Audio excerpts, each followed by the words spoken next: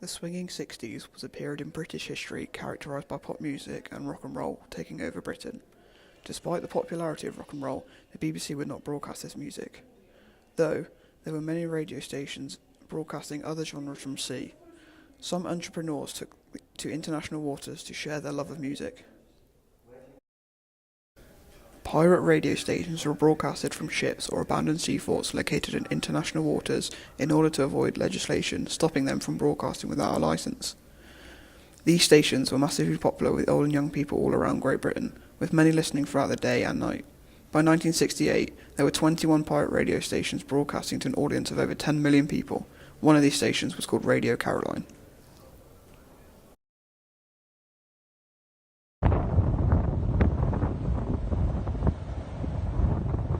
Radio Caroline was set up in 1964 by a young Irish entrepreneur called Roland O'Reilly, a man who had one foot in the music industry and the other in the boat industry, as his family owned a port. O'Reilly gained inspiration from Dutch and Scandinavian pirate radio stations after failing to secure a place on Radio Luxembourg, and began to prepare his vessel for the airwaves.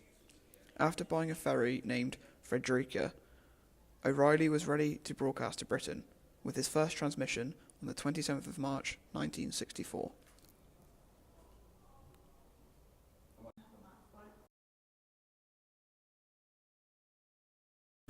The ship was anchored off the east coast of Britain, outside territorial waters, and broadcasted for 24 hours a day with various different hosts. Names such as Tony Blackburn and Roger Gale were often joined on the boat by different famous artists, often promoting their music. The constant energy and excitement, combined with the high-profile visitors and the feeling of freedom, made Radio Caroline massively popular, with millions of daily listeners, young and old. This gave an opportunity for up-and-coming bands to gain followers. Before Radio Caroline, small bands struggled to get any airtime. They ended up in a situation where they received a lot more attention, as Radio Caroline, during the 24-hour show, had to play hundreds of different songs to keep the listeners excited.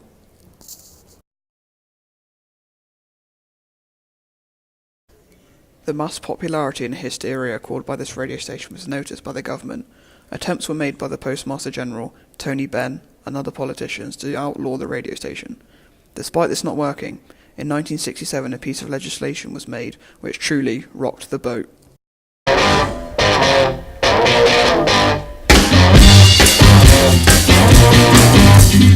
not content to be with you in the daytime. Girl, I want to be with you all. The Marine Offences Act officially outlawed pirate radio stations, making Radio Caroline illegal. Despite this, they continued to broadcast off the coast of Essex.